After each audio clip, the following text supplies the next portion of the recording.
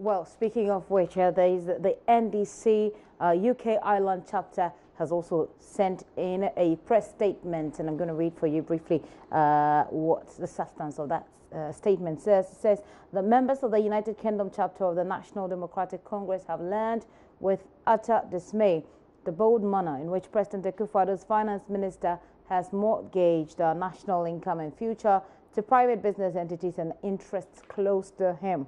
The recent issue of a $2.25 billion debt by the government has thrown up not only public revulsion but also revealed the direction the Akufo-Addo administration government wants to take with regard to the stewardship of our national wealth.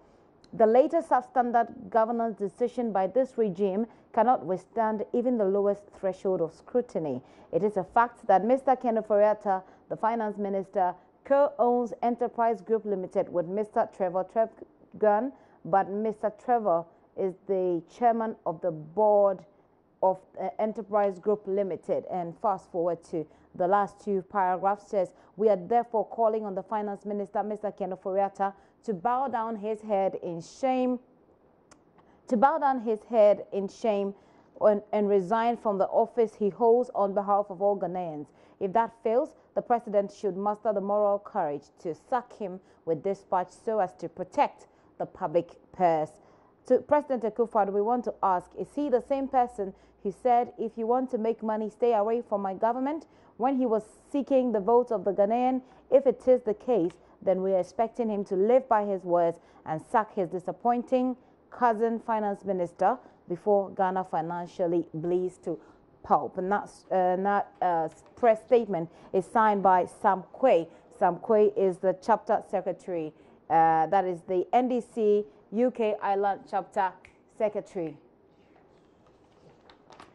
So that is it for the minority, of course, in the NDC as well, talking about the bond issue. We're still staying with the NDC, but at this point, we're looking at internal issues of the NDC.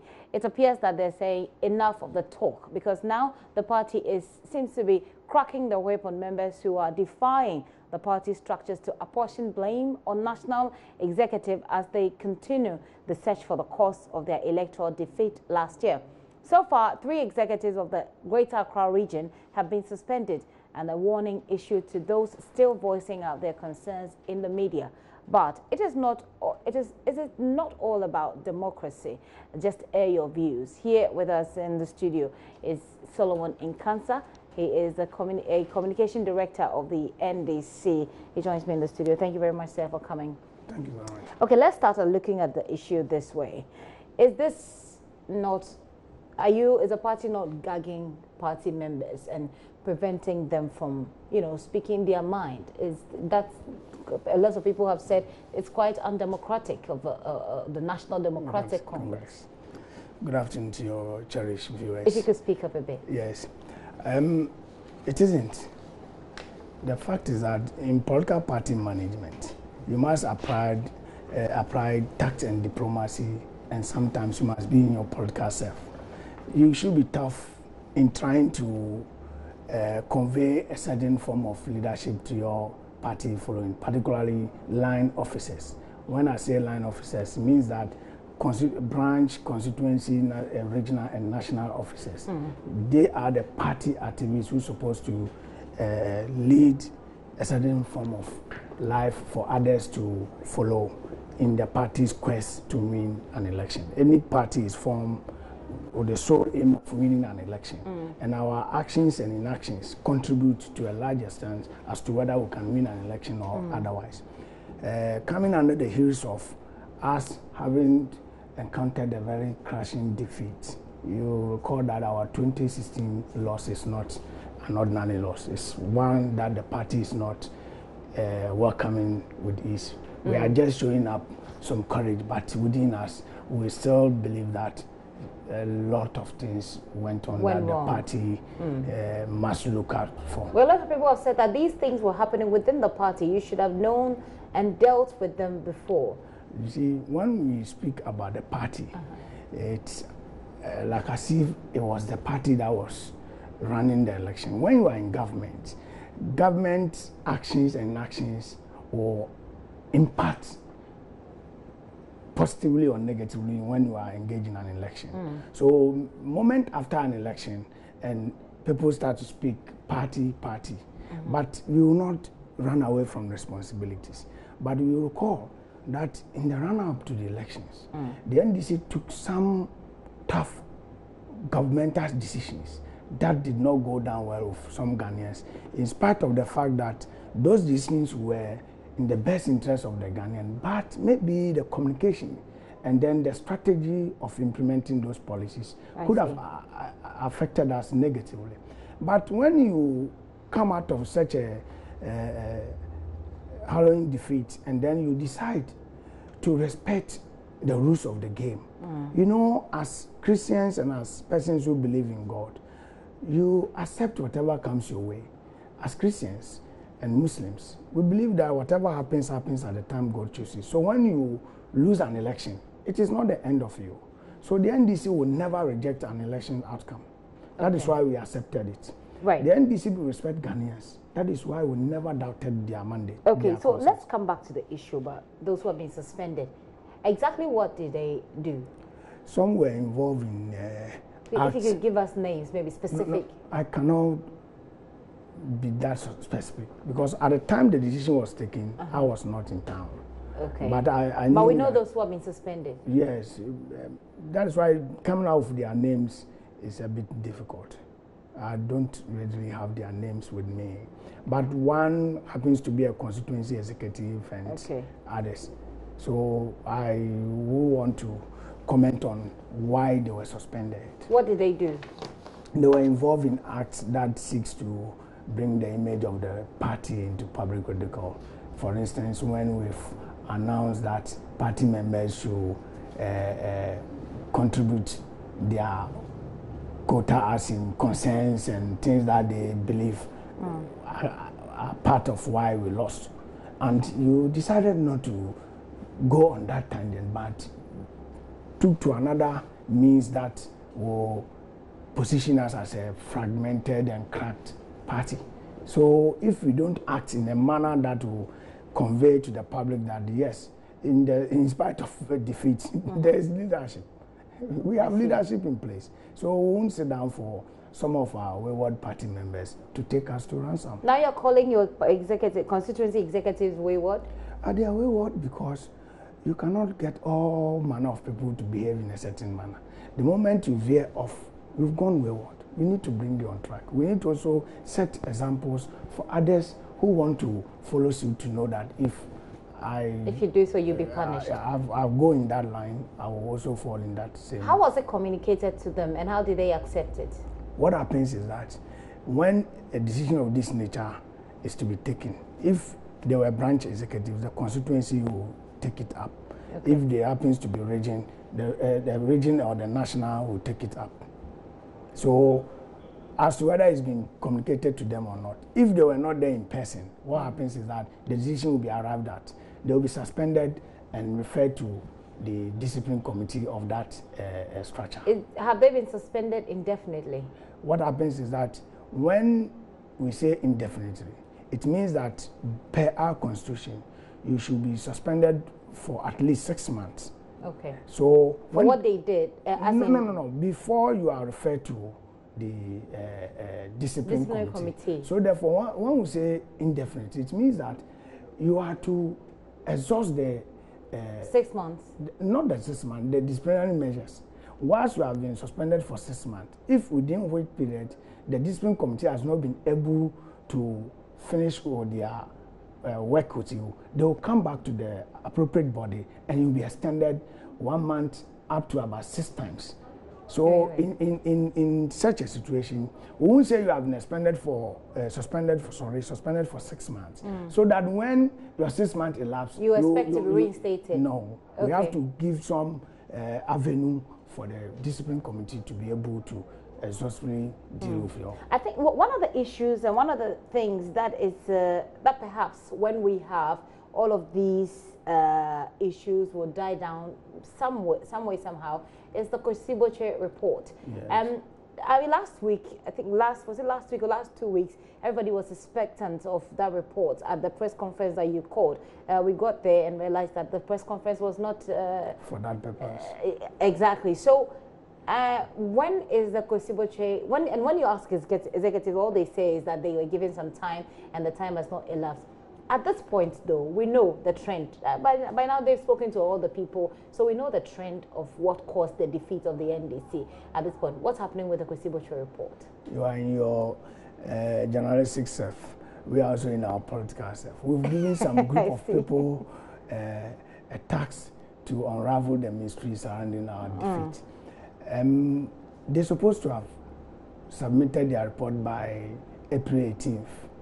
But then, they were overwhelmed by a lot of stakeholders that wrote to be given the opportunity to also come and give their concerns. And in order not to shut the door on them, the Bocho Committee approached leadership and so offered them some enough time to be able to deal with all those groups. And so some time has been offered them. How much time has been added? It ranges between 3 weeks to a month. It will not exceed a month. And they themselves are even saying that they are within time and that within the shortest possible time, they will be able to submit their report. So far, what are they telling you? Like I'm saying, we should know the trend by now. We've been talking to people, we've been following it as well. I'm bound by code of conduct. And as a national executive member, I should lead the way. We are graciously waiting for them. As you maintain that, you know some of them. I might know some of them, but I'm under no obligation. Well, your people have spoken about some of them. They've spoken about the reasons that, I mean, they think the party... They were in their impatient self, but I'm in my patient self. I am patiently waiting for the committee to submit their report. And the media will be disappointed because when the report comes, we are not going to make it public. It is going to be our guiding principle going forward. Because if we set up a team to go into such a task, they don't bring it to you for you to make it public.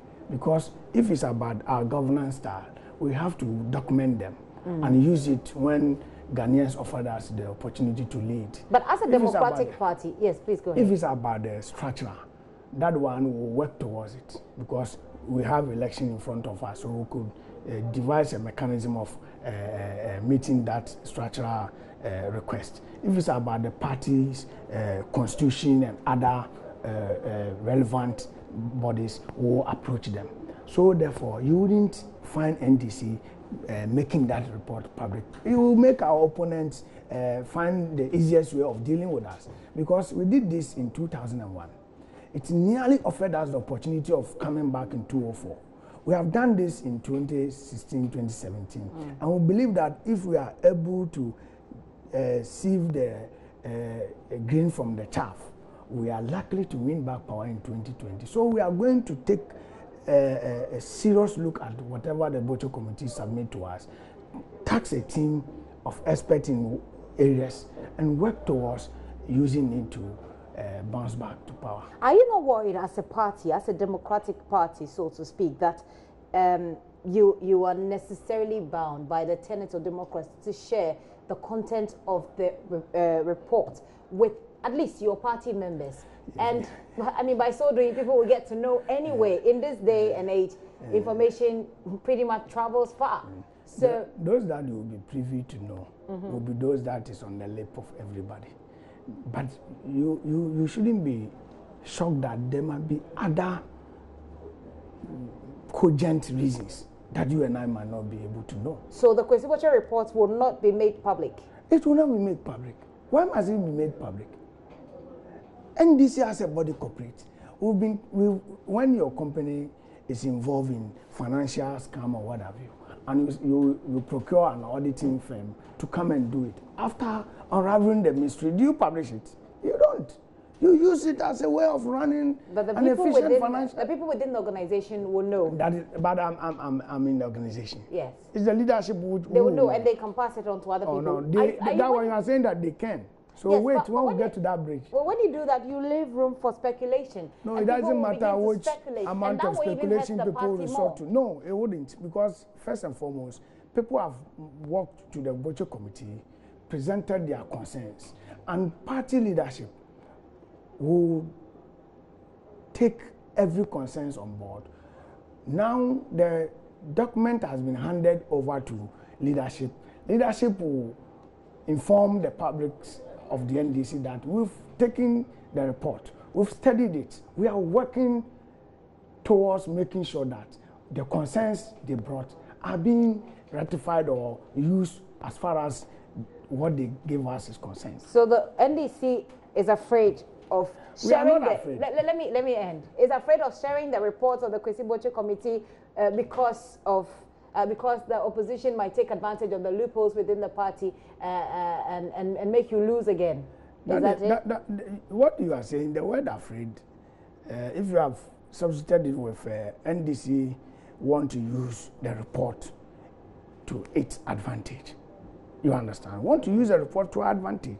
That is not to say that we are afraid of making it public. It is unwise for us to make it public. It's unwise. I see. That's why I told you earlier on that in 2001, what has necessitated this hue and cry is that this time around we make the committee public. But in 2001, it was not made public. Okay. It was the reorganization aspect that was made public. The fact-finding committee was never made public in 2001.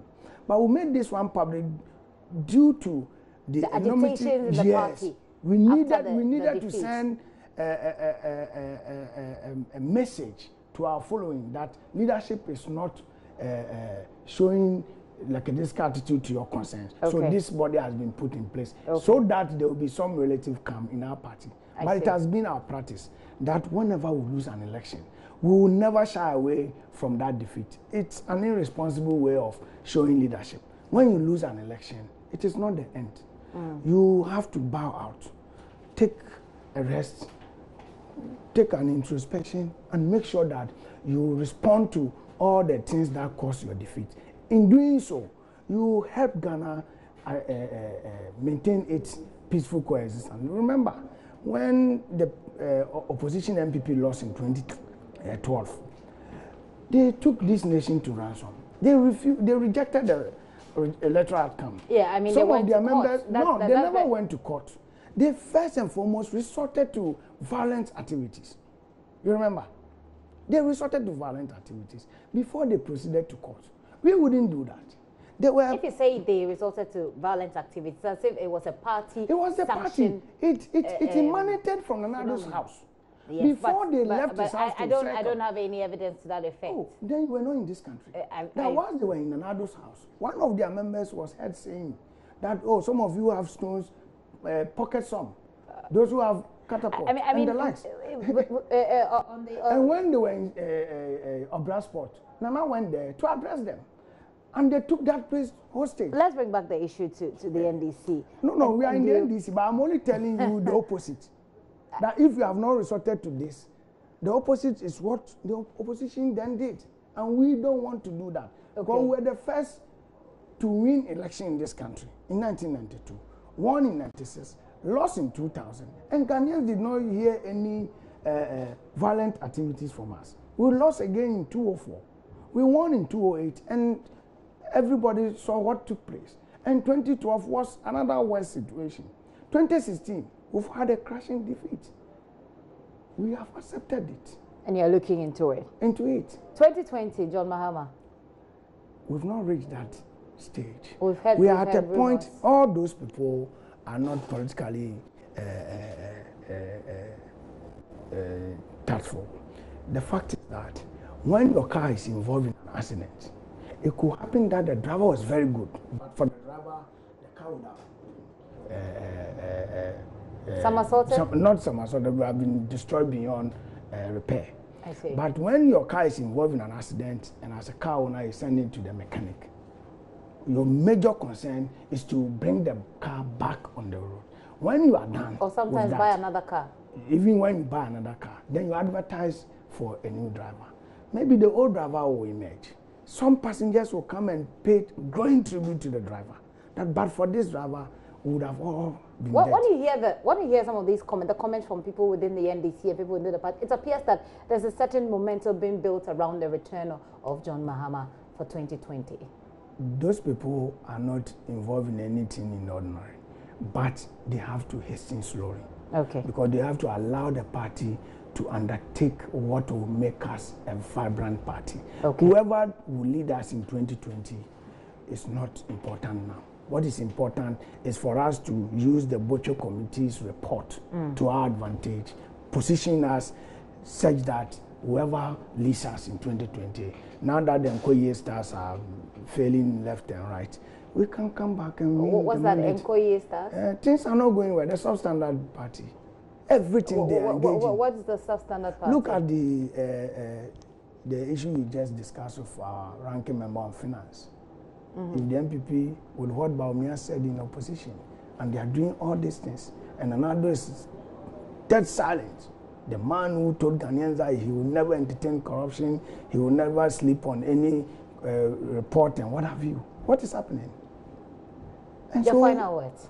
My final word is that to my NDC party following, I want to urge you to remain united and let us accept that we've lost. There were certain things we did not do right. So Ghanaians have asked us to go back and change. Let us see the defeat as a lesson period and let us reform, and the Ghanaian will credit us victory if we indeed reform. Okay, thank you very much for passing through. We still look forward to the Kwesi Butcher report, even though you say it will not be made. Even though you say it will not be made public, trust me, in this day and age, people will find a way of getting that information. I wish you well. Okay, Solomon Yankasa is National Communications Officer with the NDC. We'll be talking about the NDC's internal issues. Some constituency executives have been suspended because they spoke about issues within the party as against party's directives. To speak to the Kwesi Butcher committee, they spoke about the party constitution frowns upon. As far as your description was concerned, you said that it was about the reasons why the party lost in 2016. They spoke. No, that wasn't what they did. That wasn't what they they went did? out there and said so many things that could lead to others also coming on board to respond to left and right, which will not augur well for us. So I see. Yeah. So they spoke. They acted in a manner that undermined the reputation of the NDC. I see, but you're not being specific, and that's why you see the problem. The problem of speculation then arises.